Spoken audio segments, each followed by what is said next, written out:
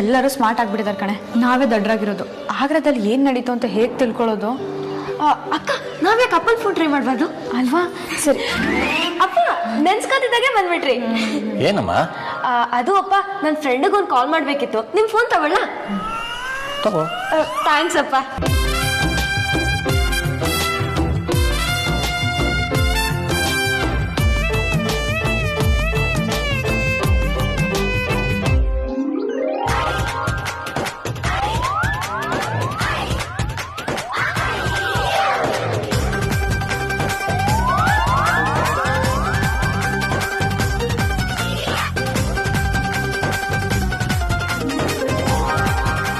ವೇದಾಂತ್ ಬಾವ ಅಮ್ಮ ಅಕ್ಕಂಗೆ ಪ್ರಪೋಸ್ ಮಾಡಿದ್ರ?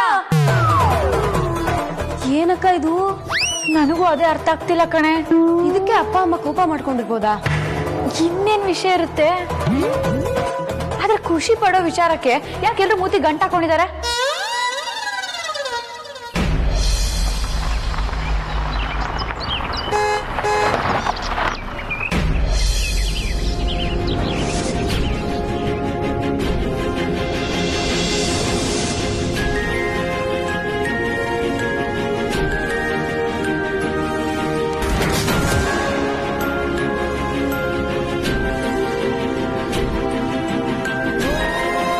ನೀನ್ ಬರ್ತೀಯ ಅಂತ ನನ್ ಮನ್ಸು ಹೇಳ್ತಿತ್ತು ವೇದಾಂತ.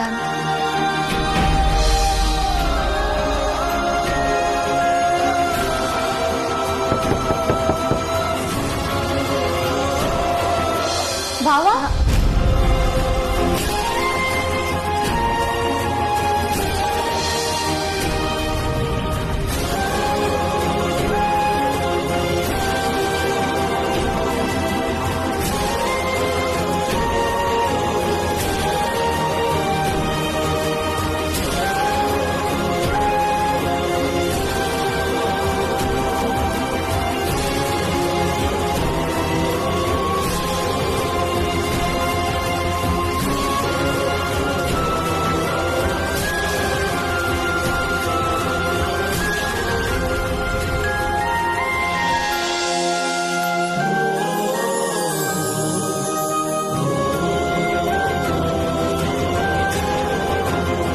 ನಿಂತ್ಕೋ ನಿಂತ್ಕೋ ನಿಂತ್ಕೋ. ಅಮ್ಮ, ಒಳಗೆ ಹೋಗು ಅಮ್ಮ. ಅಮ್ಮ ಒಂದ್ ನಿಮಿಷ. ನನ್ನ ಮಾತು ನೀನ್ ಕೇಳು. ಹೋಗ್ ಒಳಗೆ.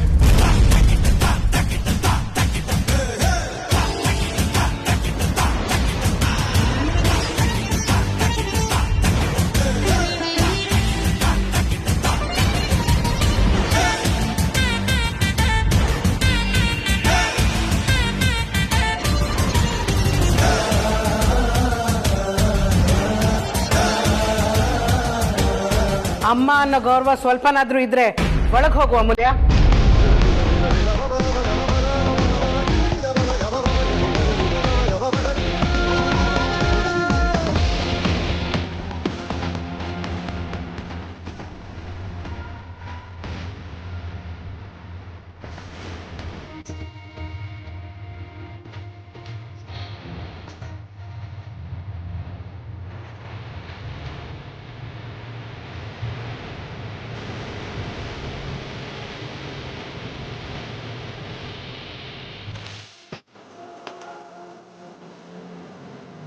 ನಾನು ಯಾಕೆ ಇಲ್ಲಿಗೆ ಬಂದಿದ್ದೀನಿ ಅಂತ ನಿಮ್ಗೆ ಆಶ್ಚರ್ಯ ಆಗ್ತಿರ್ಬೋದು,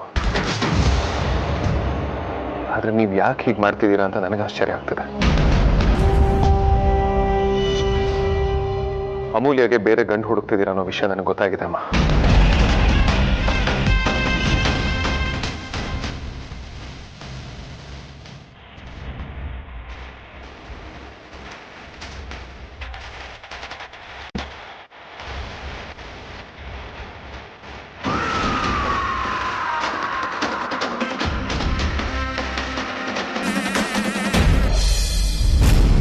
ಸಿಸ್ಟರ್ ಸಿಸ್ಟರ್, ಏನ್ ಆಗ್ಬಾರ್ದು ಅಂತ ನಾನು ಅನ್ಕೊಂಡಿದ್ನೋ ಅದೇ ಆಗೋಯ್ತು. ಏನಂತ ಹೇಳಿ ಡ್ರಾಮಾ ಮಾಡು, ಮೊದ್ಲೇ ಓವರ್ ಆಕ್ಟ್ ಮಾಡ್ಬೇಡ. ಹಾ, ಎಲ್ಲ ಹೊಗೆ ಹಾಕೊಂಡ್ಬಿಟ್ಟಿದೆ ಅಂತ ನಾನು ಟೆನ್ಷನ್ ಅಲ್ಲಿದ್ರೆ ನೀನ್ ಡ್ರಾಮಾ ಅಂತ ಹೇಳ. ವೇದಾಂತು ಕೊನೆಗೂ ಪರಿಮಳ ಮನೆಗೆ ಹೋಗ್ಬಿಟ್ಟಿದ್ದಾನೆ.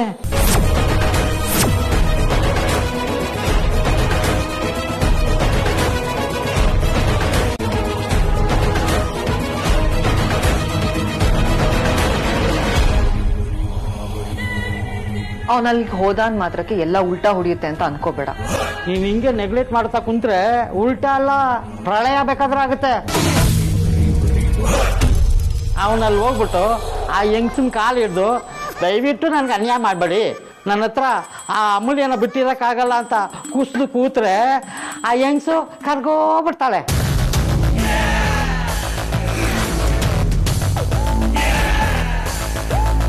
ಈ ಮಿಡ್ಲ್ ಕ್ಲಾಸ್ನ ಹೃದಯ ಸೆಂಟಿಮೆಂಟ್ ಅಂದ್ರೆ ಸಾಕು, ಹಂಗೆ ಮೆಲ್ಟ್ ಆಗಿಬಿಡುತ್ತೆ. ವೇದಾಂತ ಆಡೋ ಬೆಣ್ಣೆ ಮಾತುಗಳಿಗೆ ಆ ಪರಿಮಳ ಒಪ್ಕೊಂಡ್ಬಿಟ್ರೆ ನಮ್ಮ ಕೈಗೆ ಚಿಪ್ಪೇ ಗತಿ.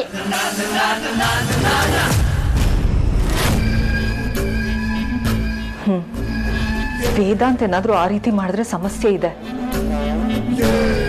ಆದ್ರೆ ವೇದಾಂತ್ ಅವಳ ಹತ್ರ ಕ್ಷಮೆ ಕೇಳದ, ಅದು ನೀನ್ ಹೇಳ್ದಂಗೆ ಬೆಂಡಾಗಿ ಸಾಧ್ಯನೇ ಇಲ್ಲ. ಯಾವುದು ಅಸಾಧ್ಯ ಇಲ್ಲ ಸಿಸ್ಟರ್. ಆ ಹುಡುಗಿಗೋಸ್ಕರ ಇವನು ಏನು ಬೇಕಾದ್ರೂ ಮಾಡ್ತಾನೆ.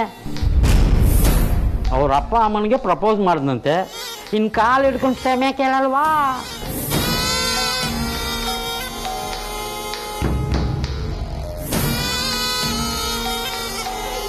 ಈ ರೀತಿ ಯೋಚನೆ ಮಾಡಿದಾಗ ನನಗೂ ಟೆನ್ಷನ್ ಆಗ್ತಿದೆ ಕಣೋ. ವೇದಾಂತ್ ಏನಾದ್ರೂ ಅವಳ ಲೆವೆಲ್ಗೆ ಹೋಗಿ ಅವಳಿಗೆ ಕ್ಷಮೆ ಕೇಳ್ಬಿಟ್ರೆ ಅವಳು ಖಂಡಿತ ಮೆಲ್ಟ್ ಆಗ್ಬಿಡ್ತಾಳೆ. ಮತ್ತಿವಾಗ ಏನು ಮಾಡೋದು ಸಿಸ್ಟರ್? ಈ ಪ್ರಯತ್ನ ಫಲ ಕೊಡುತ್ತೆ. ಒಂದು ವೇಳೆ ಈ ಪ್ಲಾನ್ ವರ್ಕ್ ಆಗ್ಲಿಲ್ಲ ಅಂದ್ರೆ ಇನ್ನೊಂದು ಪ್ಲಾನ್ ಮಾಡೋಣ. ಅಕಸ್ಮಾತ್ ಅದೂ ಏನಾದ್ರೂ ಕೈ ಕೊಟ್ರೆ ಅಮೂಲ್ಯ ಅನ್ನೋ ಜೀವನೇ ಹೊಸ್ಕಾಕ್ಬಿಡೋಣ.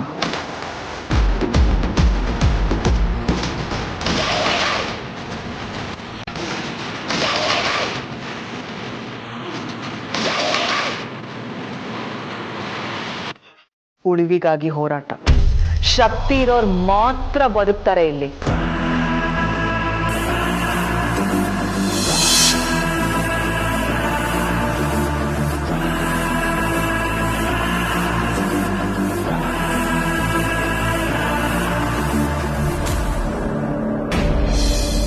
ಯಾರಿಗೇನು ಗೊತ್ತಾಯ್ತು ಅನ್ನೋದ್ರಿಂದ ನಮಗೇನು ವ್ಯತ್ಯಾಸ ಆಗಲ್ಲ.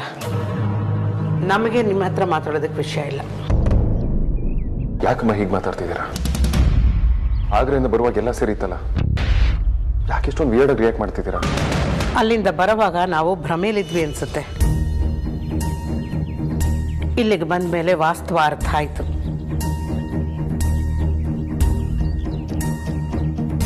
ಒಂದು ಸಲ ವಿಮಾನ ಹತ್ತಿ ಹಾರಿದ್ದಕ್ಕೆ ನಮ್ಮ ಅಂತಸ್ತು ಬದಲಾಗಲ್ಲ. ನಾವು ಮಧ್ಯಮ ವರ್ಗದವರೇ.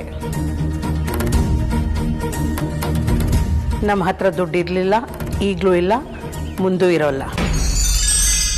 ಆದರೆ ಮರ್ಯಾದೆ ಇದೆ ಅನ್ನೋ ಧೈರ್ಯ, ಸಮಾಧಾನ ಇದೆ. ಯಾಕೆ ಅಂದರೆ ನಮ್ಮಂಥವ್ರಿಗೆ ಮರ್ಯಾದೆನೇ ಆಸ್ತಿ. ಸ್ವಾಭಿಮಾನ ಬಿಟ್ಟು ಬದುಕೋದಕ್ಕಿಂತ ಸತ್ತು ಹೋಗೋದೇ ವಾಸಿ ಅಲ್ವಾ? ನಮ್ಮ ಹತ್ರ ಏನಿದೆಯೋ ಅದನ್ನು ನಾವು ಉಳಿಸ್ಕೋತೀವಿ. ಅದನ್ನು ಕಿತ್ಕೋಬೇಡ. ಇಲ್ಲಿವರೆಗೂ ಬಂದಿದ್ಯಾ, ಕಾಫಿ ಕೊಡ್ತೇನೆ, ಕುಡ್ಕೊಂಡು ಹೋಗು.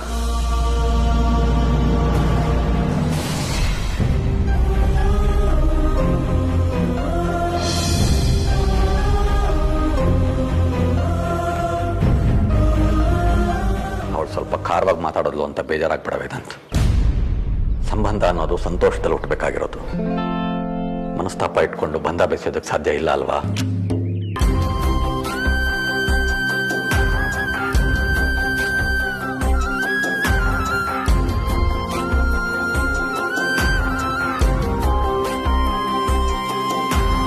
ಇವರು ನನ್ನ ಮಾತುಗಳನ್ನ ಕೇಳಿಸ್ಕೊಳ್ಳೋದಕ್ಕೆ ರೆಡಿ ಇಲ್ಲ ಅನ್ಸತ್ತೆ.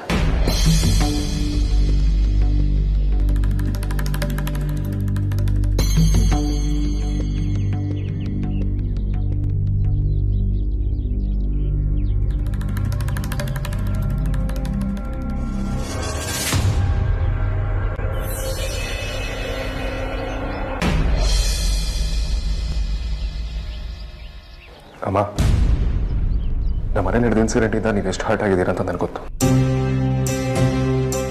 ಅದರಿಂದ ನಿಮಗೆ ತುಂಬ ನೋವಾಗಿದೆ ಅಂತ ನನಗೆ ಅರ್ಥ ಆಗುತ್ತೆ.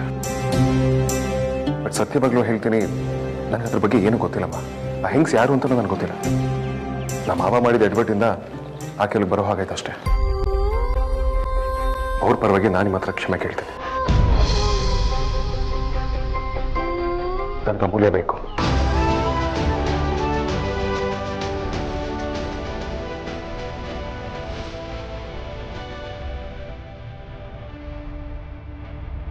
ನನ್ನ ಪಾಲಿಗೆ ಅಮೂಲ್ಯ ಎಷ್ಟು ಮುಖ್ಯ ಅಂತ ನಿಮ್ಗೆ ಆಲ್ರೆಡಿ ನಾನು ಹೇಳಿದ್ದೇನೆ. ದಯವಿಟ್ಟು ಅವಳನ್ನ ನನ್ನಿಂದ ದೂರ ಮಾಡಬೇಡಿ. ನನಗೆ ಅಮೂಲ್ಯನ ನೀವು ಖುಷಿಯಿಂದ ದಾರಿ ಏರ್ಕೊಡ್ಬೇಕು. ಅದಕ್ಕೆ ನಾನು ಮೊದಲು ನಿಮ್ಮ ಹತ್ರ ಮಾತಾಡಿ ಅಮೂಲ್ಯನ ಮದುವೆ ಆಗ್ತಿ ಅಂತ ಕೇಳಿದ್ದು. ಅಮೂಲ್ಯ ಮುಂದೆ ನನ್ನ ಜೊತೆ ಇರೋದಿಲ್ಲ ಅಂತ ನನಗೆ ಇಮ್ಯಾಜಿನ್ ಮಾಡ್ಕೊಳ್ಳೋದಕ್ಕೂ ಆಗಲ್ಲಮ್ಮ.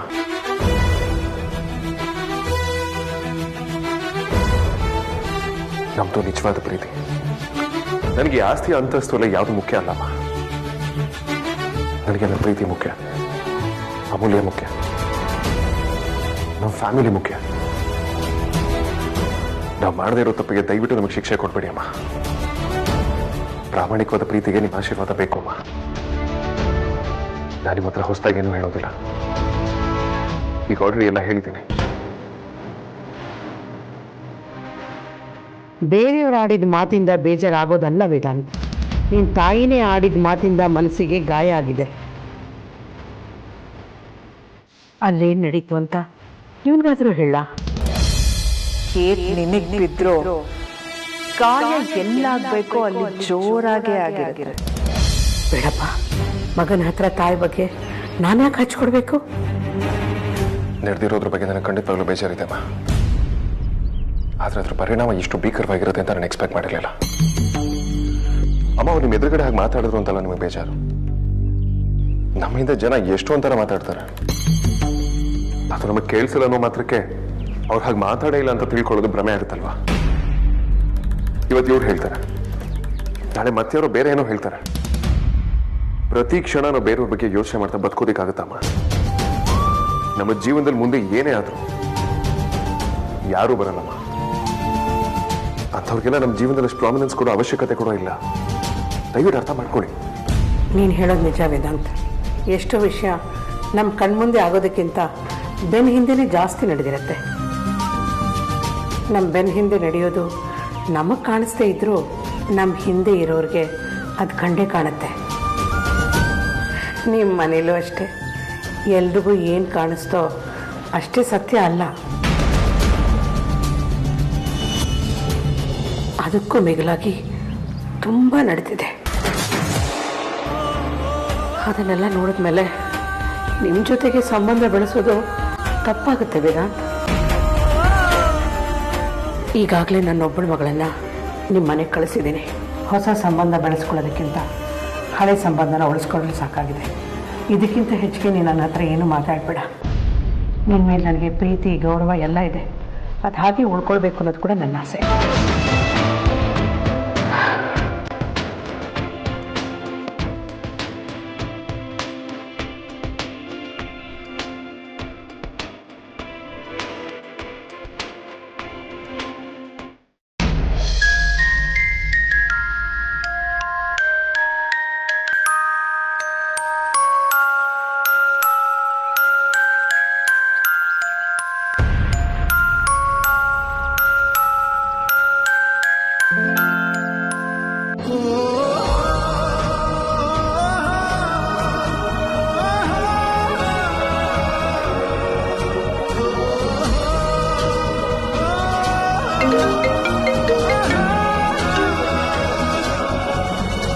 ಹೇಗಿದೆಯಾ ಅಮೂಲ್ಯ? ನೀನು ಈ ಥರ ಮನೆ ಮುಂದೆ ಎಲ್ಲ ಬಂದು ಕೂತ್ಕೊಂಡ್ರೆ ನಾನು ಹೇಗೆ ಚೆನ್ನಾಗಿರೋಕ್ಕಾಗತ್ತೆ ಹೇಳು? ಚೆನ್ನಾಗಿಲ್ಲ ನಾನು. ಯಾಕೆ ಬೇಜಾರಿ? ಕೇಳದ್ ನೋಡು ಯಾಕೆ ಅಂತ. ಕಣ್ಣೆದ್ರಿಗೆ ಕಾಣಿಸ್ತಿದ್ಯಾ, ಆದ್ರೆ ನಿನ್ನ ಎದುರು ನಾನು ಬಂದು ನಿಲ್ಲಕ್ಕಾಗಲ್ಲ. ಎಂತ ಎಡ್ಬಿಡಂಗೆ ಅವಸ್ಥೆ ಆಗಿದೆ ನೋಡು ನಮ್ಮ ಪರಿಸ್ಥಿತಿ. ಅದು ನನಗೇನು ಆಶ್ಚರ್ಯ ಕಾಣಿಸ್ತಿಲ್ಲ. ಹೇಳಿ ಕೇಳಿ ವರ್ಲ್ಡ್ ಫೇಮಸ್ ಆಗಿರೋ ಹುಡುಗಿನ ಲವ್ ಮಾಡಿದ್ದೀನಿ. ಹಾಗಿದ್ದಾಗ ನನ್ನ ಲವ್ ಸ್ಟೋರಿ ಸಿಂಪಲ್ ಆಗಿ ಒಂದು ಲವ್ ಸ್ಟೋರಿ ಹೋಗೋದಕ್ಕೆ ಸಾಧ್ಯನಾ? ಇರೋ ಟ್ವಿಸ್ಟ್ ಅಂಡ್ ಟರ್ನ್ಸ್, ಗಲಾಟೆ, ಕಾಂಟ್ರವರ್ಸೀಸ್ಗಳೆಲ್ಲ ಮುಗಿದಾದ್ಮೇಲೆ ಒಂದು ರಿಸಲ್ಟ್ ಬರೋದು. ಎಷ್ಟು ಆರಾಮಾಗಿ ಹೇಳ್ತೀಯ ನೋಡು. ನಿನಗೆಲ್ಲ ಅರ್ಥ ಆಗುತ್ತೆ ನಾನು ಹಿಂಸೆ. ನನಗೇನು ಅರ್ಥ ಆಗ್ತಿಲ್ಲ ಅಂತ ನೀನು ಅನ್ಕೊಂಡಿದ್ಯಾ ಮೌಲ್ಯ. ಆದರೆ ಹಿಂಸೆನ ನಾನು ಅನುಭವಿಸ್ತಾ ಇದ್ದೀನಿ. ನನ್ನ ಬಜಾರಿಂದ ದೂರ ಉಳಿಯೋದಕ್ಕಿಂತ ದೊಡ್ಡ ಶಿಕ್ಷೆ ಯಾವುದೂ ಇಲ್ಲ. ನನಗೂ ಅದೇ ಭಯ ಆಗ್ತಿರೋದು ವೇದಾಂತ್. ಇಷ್ಟೆಲ್ಲ ಆದ್ಮೇಲೂ ನಮ್ಮಿಬ್ರು ಮದುವೆ ಆಗುತ್ತೆ ಅಂತೀಯ? ನಿನ್ನ ಡಕೋಟ ರಾಣಿ ಮೇಲೆ ಆಣೆ, ಹಾಗೆ ಆಗುತ್ತೆ. ಆಗ್ಲೇಬೇಕು. ಸಾಕು, ಸುಮ್ಮನೆ ಇರು, ತಮಾಷೆ ಮಾಡಬೇಡ. ನಿನಗೆ ನಮ್ಮ ಅಮ್ಮನ ಬಗ್ಗೆ ಗೊತ್ತಿಲ್ಲ. ಅವಳು ಒಂದ್ಸಲ ಡಿಸೈಡ್ ಮಾಡಿದ್ರೆ ಅವಳು ಮಾತು ಅವಳೇ ಕೇಳಲ್ಲ. ಏ ಬಜಾರಿ, ಇದು ಯಾವುದೋ ಮೂವಿ ಡೈಲಾಗ್ ಥರ ಇದೆಯಲ್ಲ. ಯಾವುದೋ ಸಿನಿಮಾದಲ್ಲ. ಡೈಲಾಗ್ ಚೆನ್ನಾಗಿದೆ ಅಂತ ಬೇಕಾದಷ್ಟು ಸಿನಿಮಾದಲ್ಲಿ ಇದೇ ಡೈಲಾಗ್ನ ರುಬ್ಬಿ ರುಬ್ಬಿ ಗಬ್ಬೆಬ್ಸಿದ್ದಾರೆ. ಹಾಗಾದ್ರೆ ನಾನು ಲೈನ ಒಂದ್ಸಲ ಉಪಯೋಗಿಸ್ತೀನಿ, ಕೇಳಿಸ್ಕೊ. ಈ ವಿಚಾರದಲ್ಲಿ ನಾನು ನಿಮ್ಮ ಅಮ್ಮನ ಥರ ಒಂದ್ಸಲ ಕಮಿಟ್ ಆದ್ಮೇಲೆ ಮುಗೀತು. ಯಾರ ಮಾತ್ರ ನಾನು ಕೇಳಲ್ಲ. ಸ್ವಲ್ಪನೂ ಎಕ್ಸೈಟ್ ಆಗಲಿಲ್ಲ ನನಗೆ. ಯಾಕೆ? ಡೈಲಾಗ್ ಹಳೇದು ಅಂತಾನ? ಅಲ್ಲ, ಆ ಡೈಲಾಗ್ ಹೊಡೆದಷ್ಟು ಈಸಿ ಅಲ್ಲ ನಮ್ಮ ಅಮ್ಮನ ಒಪ್ಸೋದು. ನೀನು ನನ್ನವಳು, ನಾನು ನಿನ್ನವನು. ತಳೆಯಾದ್ರೂ ಪರವಾಗಿಲ್ಲ, ನಾನು ನಿನ್ನೆ ಮದುವೆ ಆಗೋದು. ನೀನು ಈ ಥರ ನಮ್ಮ ಮನೆ ಮುಂದೆ ಕೂತಿರೋದನ್ನ ನನ್ನ ಕೈ ನೋಡೋಕ್ಕಾಗ್ತಿಲ್ಲ ವೇದಾಂತ್. ಪ್ಲೀಸ್ ಇಲ್ಲಿಂದ ಹೋಗ್ಬಿಡು. ನೀನು ವೇದಾಂತ್ ವಸಿಷ್ಠ, ದಿ ಗ್ರೇಟ್ ವೇದಾಂತ್ ವಸಿಷ್ಠ. ನೀನು ಹೀಗೆಲ್ಲ ಇರಬಾರ್ದು. ಅದು ಹೊರಗಡೆ ಜಗತ್ತಿಗೆ, ನಂದು ಅಂತ ಒಂದು ಜಗತ್ತಿದೆ. ಅದರಲ್ಲಿ ನೀನೊಬ್ಳೇ ಇರೋದು. ಆ ಜಗತ್ತಲ್ಲಿ ಪೂರ್ತಿಯಾಗಿರೋದು ನೀನೊಬ್ಬಳೇ. ಅದು ಅಲ್ಲದೆ ನಿನ್ನಂತ ಹುಡುಗಿಗೆ ನಾನು ಇಷ್ಟು ಮಾಡಲಿಲ್ಲ ಅಂದ್ರೆ ಹೇಗೆ ಹೇಳು? ಏನ್ ಬೇಕಾದ್ರೂ ಆಗಲಿ, ಅಮ್ಮನ ಕನ್ವಿನ್ಸ್ ಮಾಡಿದ್ರೆ ನಾನು ಇಲ್ಲಿಂದ ಅಳ್ಳಾಡೋದಿಲ್ಲ. ನಿನ್ನಂತವ್ನು ಸಿಗ್ಲಿ ಅಂತ ಅದೆಷ್ಟು ಜನ ಹುಡುಗಿರು ಅದೆಷ್ಟು ಹರಕೆ ಹೊತ್ತಿದಾರೋ ಏನೋ. ನನಗೆ ಯಾಕೋ ನಮ್ಮ ಪ್ರೀತಿ ಮೇಲೆ ಆ ಕೇಡಿ ಹುಡುಗಿರ್ ಕಣ್ಣೆ ಬಿದ್ದಿದೆ ಅನ್ಸ್ತಿದೆ. ಮೊದಲು ಆ ಬಜರಂಗಿಗೆ ಸ್ಪೆಷಲ್ ಅಪ್ಲಿಕೇಶನ್ ಹಾಕ್ಸಿ ಅವ್ನ ಗದೆಯಿಂದ ಹೊಡೆದು ಓಡಿಸ್ಬೇಕು ಅವ್ರನ್ನ.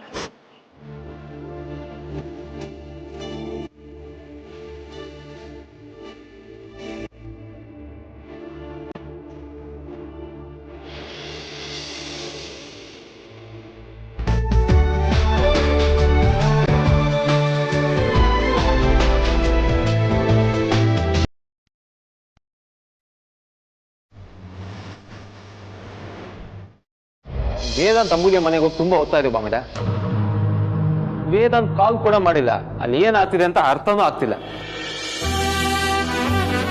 ಹೌದು ಸಾರ್ಥಕ್, ಚಿಕ್ಕತ್ತೆ ಒಪ್ಕೊಂಡ್ರೋ ಇಲ್ವೋ, ನನಗಂತೂ ತುಂಬಾ ಟೆನ್ಷನ್ ಆಗ್ತಾ ಇದೆ. ಇರು, ನಾನೇ ಅಗ್ರಜನ್ ಕಾಲ್ ಟ್ರೈ ಮಾಡ್ತೀನಿ.